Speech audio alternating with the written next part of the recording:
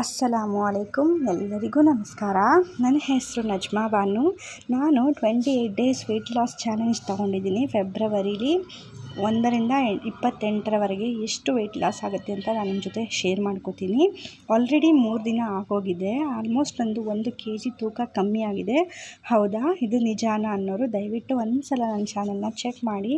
ಹಾಗೆ ನನ್ನ ವೀಡಿಯೋಸ್ ಇಷ್ಟ ಆದರೆ ಲೈಕ್ ಮಾಡಿ ಮತ್ತು ನನ್ನ ಚಾನಲ್ನ ಸಬ್ಸ್ಕ್ರೈಬ್ ಮಾಡಿ. ಹಾಗಾದರೆ ನಿಜವಾಗ್ಲೂ ಇಂಟರ್ಮಿಟೆಂಟ್ ಫಾಸ್ಟಿಂಗ್ ವರ್ಕ್ ಆಗುತ್ತಾ ಅಂದರೆ ಹೌದು, ಇದು ತುಂಬ ಚೆನ್ನಾಗಿ ವರ್ಕ್ ಆಗುತ್ತೆ. ಹಾಗಾದರೆ ಇದರ ಉಪಯೋಗ ಏನು, ಇದನ್ನು ಹೇಗೆ ಮಾಡೋದು ಎಲ್ಲವನ್ನು ನಾನು ನಿಮಗೆ ತಿಳಿಸ್ಕೊಡ್ತೀನಿ. ಇಂಟರ್ಮಿಟೆಂಟ್ ಫಾಸ್ಟಿಂಗ್ ಮಾಡೋದು ಒಂದು ಉತ್ತಮ ಅಭ್ಯಾಸ. ಯಾಕಂದರೆ ಇದು ನಮ್ಮ ದೇಹನ ಆರೋಗ್ಯಕರವಾಗಿ ಒಂದು ಹೊಸ ಹುರುಪನ್ನು ನೀಡುತ್ತೆ. ನನ್ನ ತಾಯಿ ಆಗಿದ್ದೀನಿ, ನಾನು ಸಣ್ಣ ಆಗೋಕ್ಕಾಗ್ತಾಯಿಲ್ಲ ಅನ್ನೋರು, ಅಥವಾ ತುಂಬ ದಪ್ಪ ಇದ್ದೀನಿ ಅನ್ನೋರು, ಅಥವಾ ನನಗೆ ಎಕ್ಸಸೈಸ್ ಮಾಡೋಕ್ಕಾಗಲ್ಲ, ಜಿಮ್ಗೆ ಹೋಗೋಕ್ಕಾಗಲ್ಲ ಅನ್ನೋರು ತುಂಬ ಸುಲಭವಾಗಿ ಈ ವಿಧಾನನ ಆರಿಸ್ಕೊಂಡು ಸಣ್ಣ ಆಗ್ಬೋದು.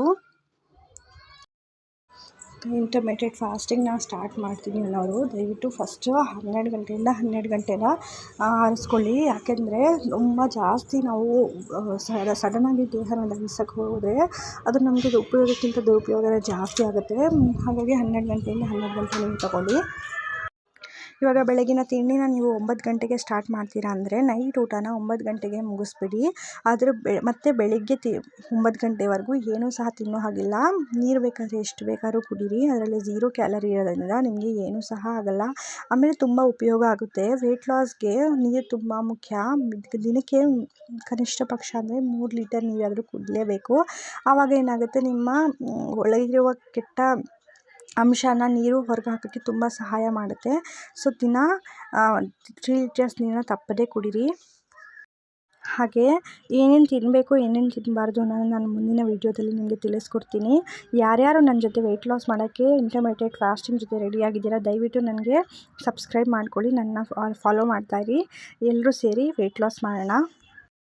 ಆದಷ್ಟು ಆರೋಗ್ಯಕರವಾಗಿರುವ ಆಹಾರವನ್ನು ತಿನ್ನಿ. ಹೊರಗಡೆದು ಏನೂ ತಿನ್ನಬೇಡಿ. ಆದಷ್ಟು ಫ್ರೂಟ್ಸ್ ತಿನ್ನಿ.